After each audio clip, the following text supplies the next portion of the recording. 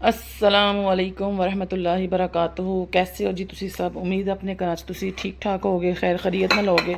अज असीं तुहाडे वास्ते एक ज़बरदस्त जी पंजाबी डिश लैके आए हैं, चपली कबाब, जो कि हर किसी नूं बहुत पसंद होंदे ने। जिस तरह चाहेगा सानू 2 खाने दे चम्मच अनारदाना, लेकिन तुसी इहनूं यूज़ करन तो पहले थोड़ा सा धो लेना है पानी दे विच, ताकि अंदर कोई मिट्टी वगैरह या रेत वगैरह तो निकल जाए।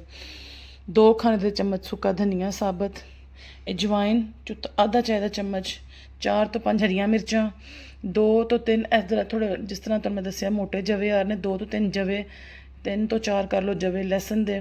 और अदरक थोड़ा सी ज़्यादा डालेंगे क्योंकि कीमा जो वो बादी करता है, गैस करता है, तो गैस्ट्रिक प्रॉब्लम होती है, उस वजह तो इन्हू हजम करना थोड़ा मुश्किल होता है। 3 खाने चम्मच कॉर्नफ्लावर, 3 खाने चम्मच बेसन, 1 चाय का चम्मच जीरा, 3 नॉर्मल तो थोड़े वड्डे साइज़ के प्याज, 3 पाव साढ़े कोल कीमा है, 1 खाने का चम्मच साढ़े को नमक है, 1 चाय का चम्मच साढ़े को पिसी लाल मिर्च है, 1 चाय का चम्मच साढ़े को कुटी लाल मिर्च है, और 1 चाय का चम्मच साढ़े को गर्म मसाला है। और इस तो बाद असीं इहनूं बाइंडिंग का सिस्टम शुरू करांगे।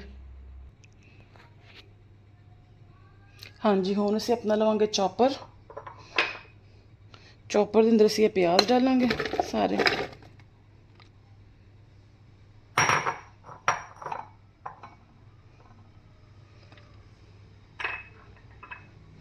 हरी मिर्च, अदरक, लहसुन डालांगे, और पहले इनू असीं चॉप कर लांगे।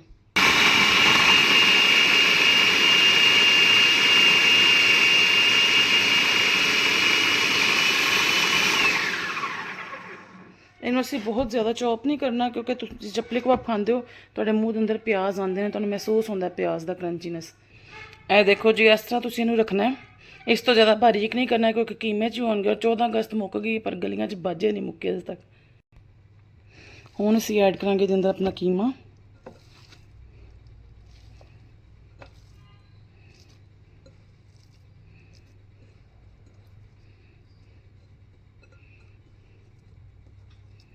एक साइड तो असीं कीमा करांगे, एक साइड असीं थोड़ा खुला रखांगे। उस तो बाद असीं ऐड करांगे इहदे च अपने मसाले,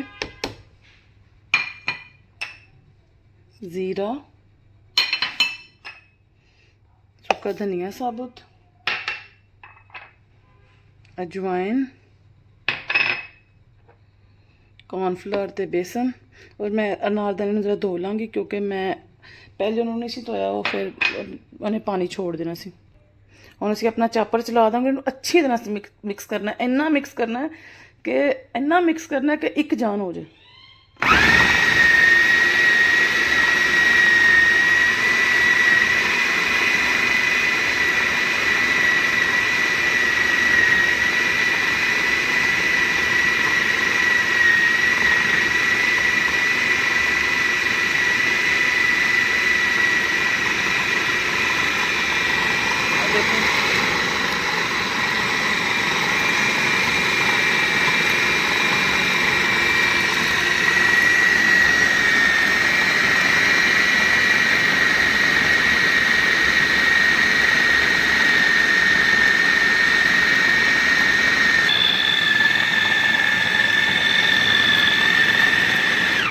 ए देखो जी, ए बिल्कुल अच्छे तरीके नाल यकजान हो गया। इहदे अंदर मैं ना एक अदर अंडा डाल के इन्हूं मिक्स किया है, वो मैं कैप्चर करना भुल गई हाँ, बस इस वास्ते मैं तुहानूं दस रही हाँ कि अंदर अंडा डालता। और देखो ए इहदी कंसिस्टेंसी हो जाएगी, जो तुसीं हत्थ नाल दबाओगे ना, ए देखो बिल्कुल ऐसे ही कबाब बन गए, जिस तरह मर्जी तुसीं इहनूं शेप दे दो। ए देखो हुण इहनूं तुसीं बाउल च निकाल लोगे। हुण तुसीं हत्थ दी मदद नाल एक बार अच्छी तरह मिक्स कर लोगे इस तरह, तो बस फिर इन्हूं ढक के ना कम अज़ कम अद्धे घंटे वास्ते तुसीं फ्रिज छोड़ देना, ठीक है, ताकि इहदा मसाले दे अंदर मिक्स हो जाए और ज़रा इहदी बाइंडिंग अच्छी हो जाए। फिर अद्धे घंटे बाद असीं कबाब बनावांगे। एक दफ़ा इसे कबाब बना लेंगे और फिर इन्हूं फ्राई करके तुहानूं दिखावांगे।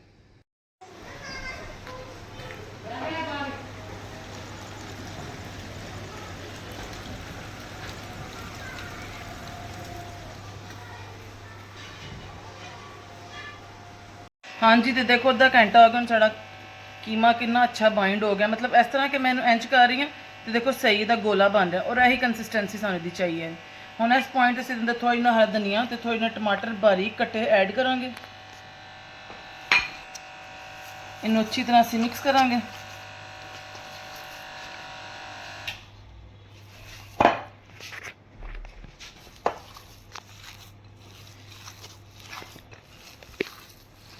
ਇਸ ਤਰ੍ਹਾਂ ਜੀ ਹੁਣ ਅਸੀਂ ਦਾ ਕਬਾਬ ਬਣਾਵਾਂਗੇ।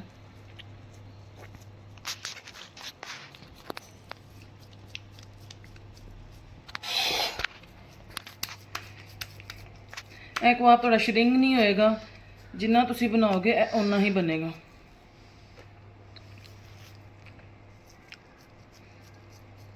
ਇਹਨੂੰ ਤੁਸੀਂ ਥੋੜਾ ਪਤਲਾ ਰੱਖਣਾ, ਕਿਉਂਕਿ ਜਦੋਂ ਪੱਕੇਗਾ ਇੱਕ ਵਾਰੀ ਥੋੜਾ ਜਿਹਾ ਮੋਟਾ ਜ਼ਰੂਰ ਹੋਏਗਾ। ਇਹ ਦੇਖੋ ਇਸ ਤਰ੍ਹਾਂ ਤੁਸੀਂ ਤੇ ਕਬਾਬ ਬਣਾ ਲਓਗੇ।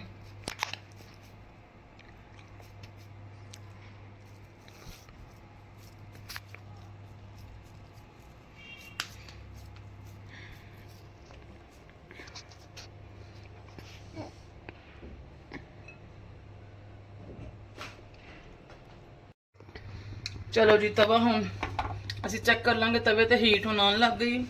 ਆਇਲ ਨੂੰ ਬਹੁਤ ਜ਼ਿਆਦਾ ਗਰਮ ਨਹੀਂ ਕਰਨਾ, और इन हल्की आंच पे पकाना ताकि अंदर तक पक जाए।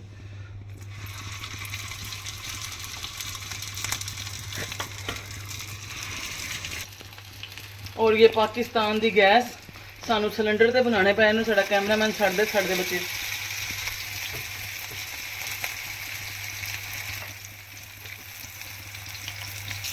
ये देखो कि हम असीं हल्के हाथ नाल इहदी साइड बदल लांगे।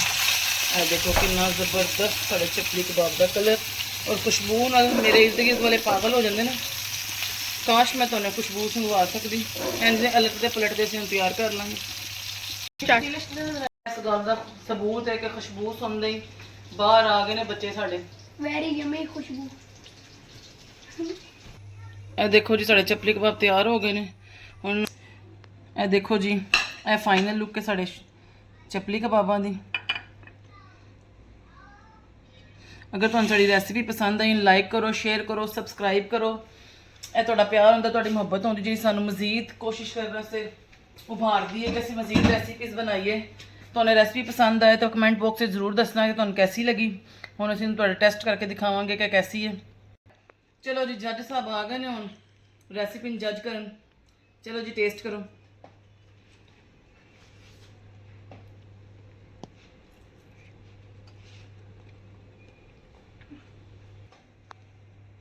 गरम सी बहुत ज़्यादा, साढ़े काके को चुक्या ही नहीं गया। Very tasty and very yummy। Sari recipe ज़्यादा से ज़्यादा शेयर करो, लाइक करो, सबसक्राइब करो।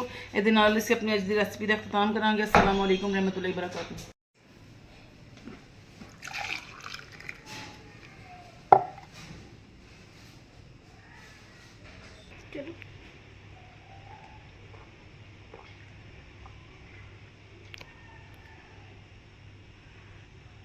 Very tasty. देखो जी कितना हसीन मौसम है, कितना खूबसूरत मौसम है। इस मौसम में गरम गरम रोटी दे नाल चपली कबाब, वाह जी वाह, मज़ा आ जाए। मौसम का जायका दुबाला हो जाए।